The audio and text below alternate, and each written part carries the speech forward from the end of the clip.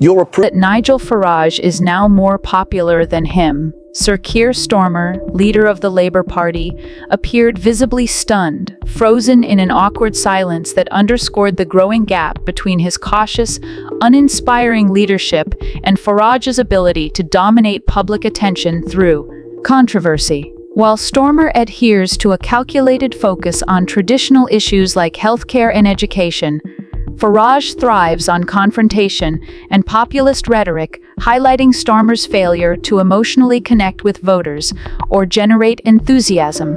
In an era of bold personalities, Starmer risks being seen as irrelevant and out of touch, raising serious doubts about his ability to rally public support or compete with Farage's commanding presence. Starmer's handling of public pressure for an election, highlighted in a recent exchange with Andy Peters, offers a worrying insight into his growing disconnect with voters. Faced with a petition signed by more than 2 million people calling for a general election, Starmer's response was defensive and detached, emblematic of a leader struggling to empathize with public sentiment. Rather than addressing the frustrations that fueled such overwhelming support for change, he rationalized the discontent as an inevitable result of political division, essentially dismissing it.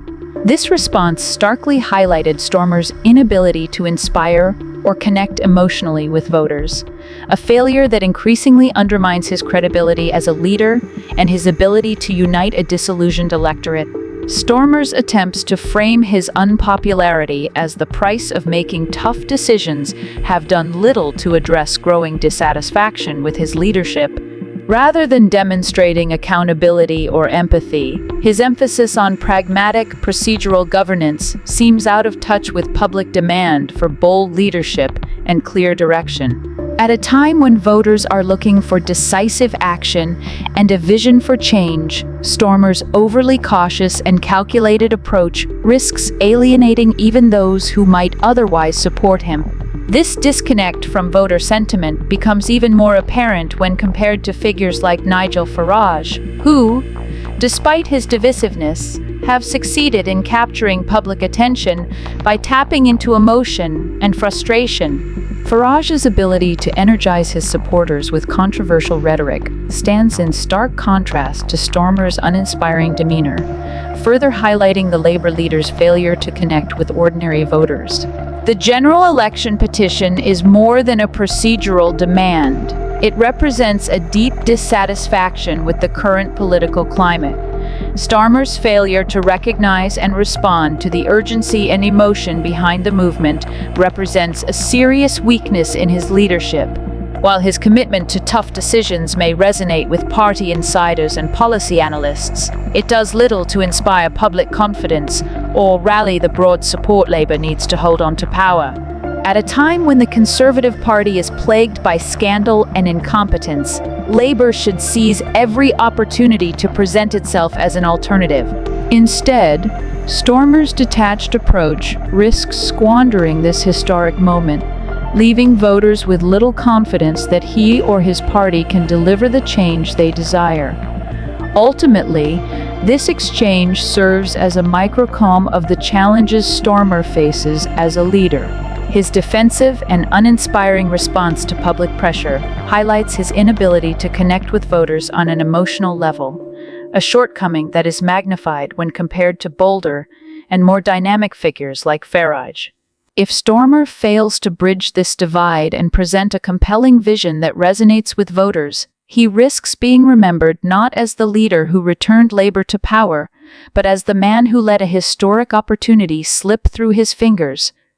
Between Andy Peters and Sir Keir Starmer. Peters did not hold back in highlighting a glaring issue. Starmer's approval rating had fallen below that of Nigel Farage. This revelation, delivered with a tone of both disappointment and incredulity, underscored a profound challenge for Starmer as he seeks to position himself as a credible leader. Peters framed the issue bluntly, reminding Starmer that as the Prime Minister in waiting, he is expected to win the trust and admiration of the public, to be seen as the man for the job. Instead, the Labour leader finds himself outshone in popularity by Farage, a figure often associated with divisive rhetoric and political controversy. This is not just a blow to Starmer's personal image, but also a reflection of a deeper disconnect between his leadership style and public sentiment. Starmer's response attempted to justify the unflattering comparison, framing it as an inevitable consequence of making difficult decisions early on. He argued that his commitment to tackling tough issues head-on, presumably with long-term benefits in mind, would naturally result in short-term unpopularity. While this rationale may resonate with those who appreciate a pragmatic approach to governance, it does little to address the perception that Starmer's leadership is failing to inspire or connect with voters on an emotional level. His emphasis on taking difficult decisions first also risks being seen as an excuse for a lack of charisma or bold vision, qualities that Farage, for all his flaws, has used effectively to maintain public attention. Ultimately, this exchange sheds light on the precarious position Starmer finds himself in, caught between the need to project himself as a serious, policy-driven leader and the mounting evidence that his approach is not translating into widespread public support. It raises critical questions about whether Starmer can successfully bridge the gap between strategy and public perception before it is too late. Thank you for watching. If you have any thoughts or opinions, feel free to share them in the comments below. Don't forget to like the video, subscribe to the channel for more updates, and join us on Telegram for exclusive content and discussions. Your support means a lot.